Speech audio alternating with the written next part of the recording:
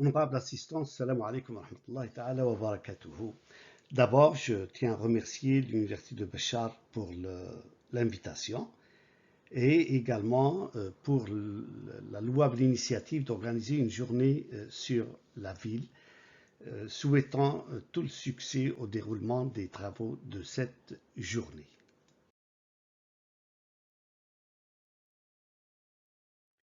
Mais pourquoi parler d'hygiène publique? Ou en quelque sorte, quelle est la pertinence de ce thème? Simplement, c'est parce que la ville est un lieu construit, mais c'est aussi un espace de vie, ce qui ne doit pas écarter les aspects de fonctionnement de l'espace urbain de nos préoccupations de recherche. Et au cœur du fonctionnement urbain, il y a la question de l'hygiène publique. Le monde entier d'ailleurs se relève à peine des effets de la pandémie qui a contraint l'humanité entière au confinement durant 2 années. La pandémie a également révélé combien l'humain est vulnérable. Elle a aussi et surtout révélé l'importance des règles d'hygiène pour la protection et pour la préservation d'un cadre de vie sain. Sous l'effet de la panique, lorsque l'humanité découvrit soudainement les effets ravageurs du minuscule coronavirus, elle ne trouva de remède que dans la réhabilitation des règles d'hygiène et de distanciation sociale. Ceci étant pour illustrer l'enjeu de l'hygiène publique. Parlons maintenant de la politique d'hygiène publique. Ceci indique qu'une politique d'hygiène publique engloberait un système complet, cohérent et solidaire, composé d'éducation, d'aménagement, d'équipement et de gestion, notamment une action éducative à travers les programmes de sensibilisation, 2. Une action d'équipement adéquate qui couvre à la fois les réseaux publics des eaux et VRD, les décharges publiques, soutenus d'un système efficace de collecte et de traitement, un système efficace d'entretien et nettoyage de la voirie publique, des cabines publiques d'hygiène et de toilettes, etc. 3. Des systèmes efficaces de gestion pour assurer le bon fonctionnement et l'entretien de l'ensemble des équipements et services. 4. Une législation forte et appropriée avec instruments de suivi et d'action pour encadrer l'action publique et privée lorsqu'elle s'applique à l'espace public.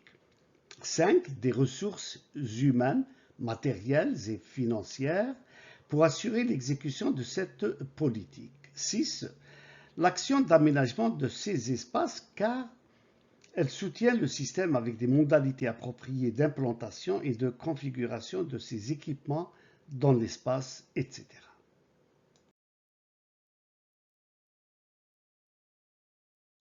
Pour un système cohérent et solidaire. En effet, les équipements rendent disponibles les moyens, l'éducation encadre les comportements et agit sur les conduites humaines, la gestion agit sur les systèmes en vue d'un bon fonctionnement de tout et l'aménagement assure la composition avec l'espace. Toutes ces composantes agissent entre elles en interaction continue pour assurer la bonne santé du système. C'est pourquoi on qualifie le système de cohérent et de solidaire.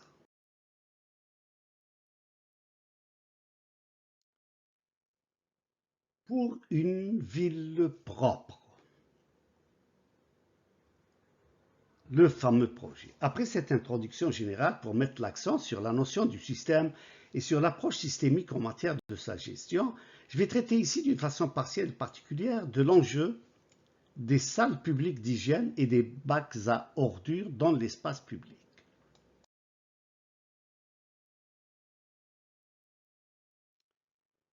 Pour une ville propre, mais quel rôle peuvent jouer l'aménagement et l'équipement dans cette perspective? Alors, c'est simple, la façon de configurer et d'équiper l'espace contribue à stimuler certains réflexes qui finissent par s'installer en bonnes ou en mauvaises habitudes.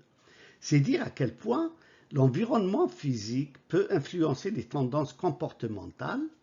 Dans le même ordre d'idées, on peut dire qu'il y a des environnements accueillants ou répugnants, des environnements favorables à l'hygiène et à la propreté ou à l'inverse, C'est là que la configuration et l'équipement de l'espace prennent toute leur valeur.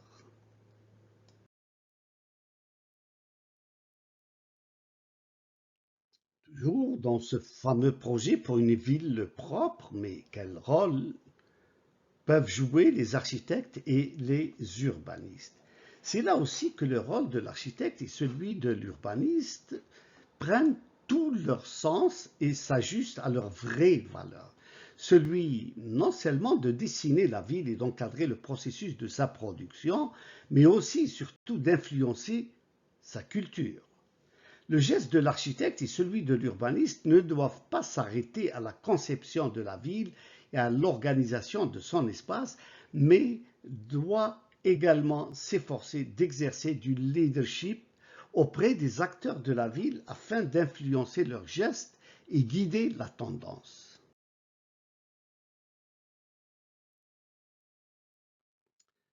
Pour une ville propre, doit passer d'un souhait ou d'un slogan à un geste que tous doivent poser et propager. On doit passer de la parole à l'acte. À ce propos, j'avais à cœur un projet pour résorber le déficit de nos villes en Algérie en matière d'hygiène publique. Nos villes, en effet, souffrent d'un manque flagrant des équipements d'hygiène dans l'espace public. Absence presque totale des toilettes publiques, absence de bacs à ordures, absence de ci et de ça, etc. Ceci rend le besoin de se soulager une fois dans l'espace public un vrai cauchemar, et surtout pour les femmes. Non seulement l'espace public n'en possède pas, mais aussi les établissements publics, restaurants, cafés. Et même dans le cas de leur présence, ils sont très mal entretenus et ne répondent même pas au minimum des règles d'hygiène. En effet, beaucoup d'études accordent de l'intérêt à ces enjeux. Ces études prennent plusieurs directions, notamment des études sociales sur les comportements, des sondages d'attitude et de satisfaction, des études techniques sur les conditions d'hygiène et fonctionnement, surtout en ce qui a trait à la ventilation et au type d'équipement et accessoires, que ce soit des accessoires au toucher pour éviter la contamination ou des accessoires à distance intelligents, des études techniques liées au concept et design des toilettes publiques, des études liées à santé et hygiène dans les modalités d'élimination et traitement des déchets, et l'effet des toilettes publiques sur la propagation des microbes et virus. Et ce dernier volet a surtout été lancé pendant la pandémie de coronavirus.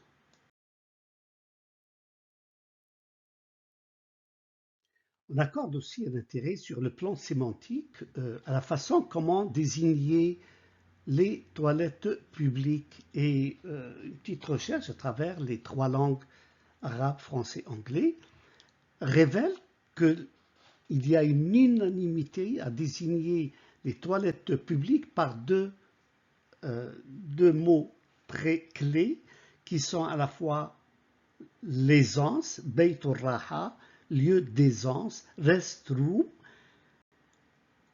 et également Beitul Khala, l'intimité.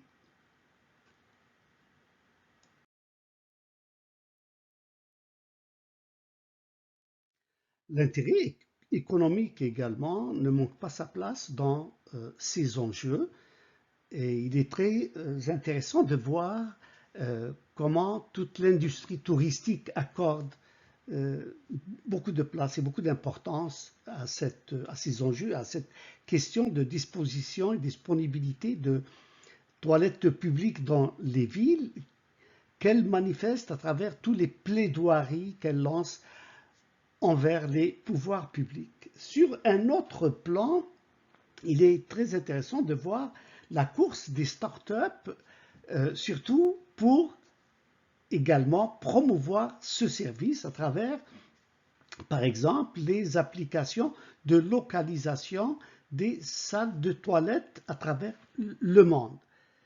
Donc, à ce propos, il y a beaucoup d'applications intelligentes qui sont là pour rendre ce service et pour s'engager également dans la promotion de l'hygiène publique et la facilité d'accès à ces lieux, qui est devenu d'ailleurs un des standards pour évaluer la qualité touristique d'un pays.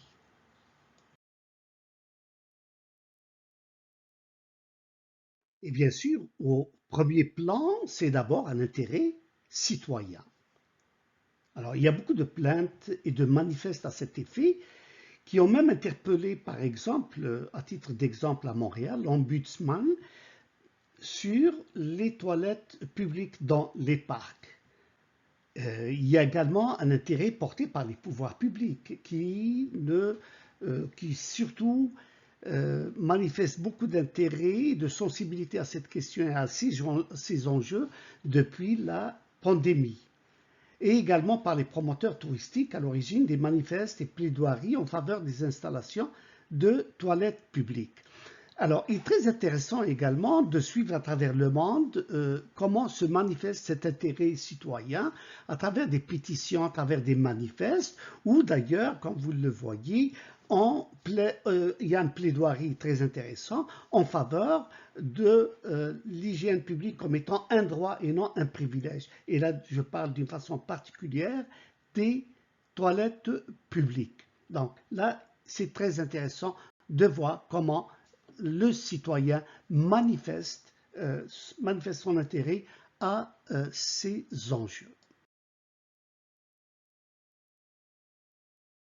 Donc, toujours au premier plan, l'intérêt citoyen. Le citoyen, partout dans le monde, avec un seul langage clair, net, revendique ce droit d'accès et de libre accès et d'accès euh,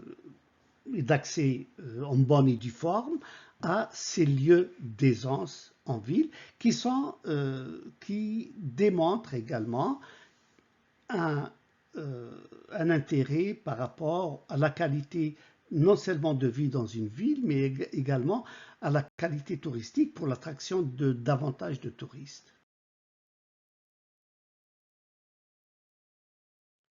Pour une ville propre, c'est pour résoudre ce problème qui se pose en termes d'équipement et de gestion que je propose le projet de 1000 cabines que les architectes et les urbanistes pourraient bien diriger, supporter et promouvoir. Le projet 1000 cabines, qui pourrait par alternance s'appliquer à 1000 bacs à ordures, etc., poursuit l'objectif d'équiper les villes en toilettes publiques, en bacs à ordures et autres équipements d'hygiène publique. C'est un programme annuel qui viendrait chaque année réduire le déficit en la matière.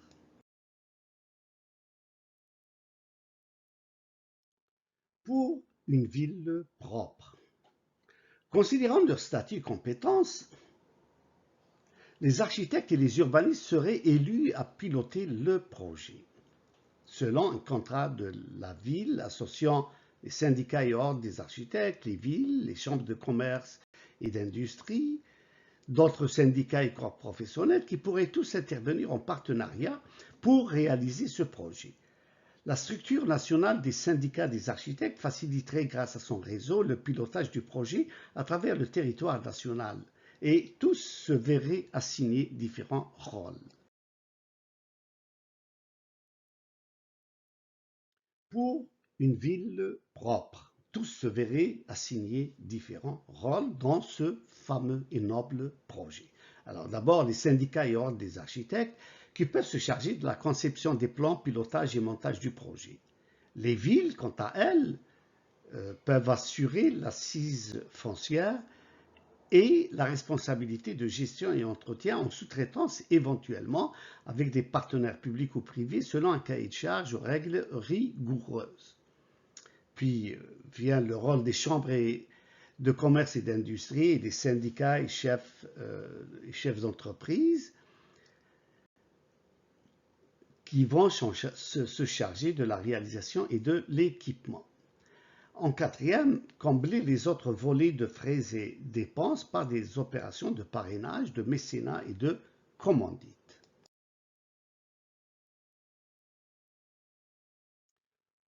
En guise de conclusion, il faut prendre conscience qu'un projet ne peut résister sans une démarche rigoureuse de suivi.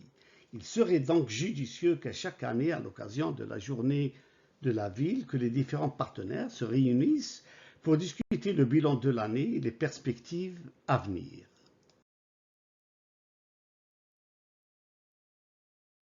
Merci pour votre attention. Il est temps de passer du propos au geste et de la parole à l'action.